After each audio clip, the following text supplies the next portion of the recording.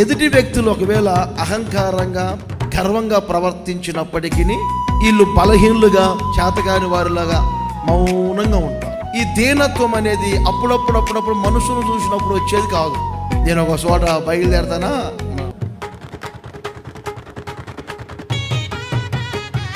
ఇటు ఒక 6 మంది నిలబడి చెండాపిస్తుంటున్నారు. ఇది మనుషుల ముందు చేతులు కట్టుకోవటాలు, మనుషుల ముందు భయపడినట్లుగా నటించటాలు, మనుషులు చూస్తున్నారు కదా అని చెప్పి దీనంగా ఉండటాలు, ఇది కాదు.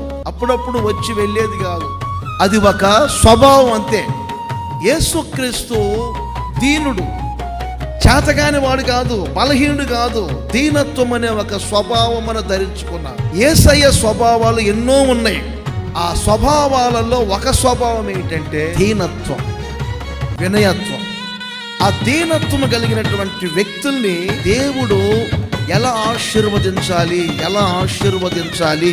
వీళ్ళ అవసరాలు ఎలా తీర్చాలి అని ఆయన ఎప్పుడు మన మీద దృష్టి నిలుపుతూ ఉంటారు.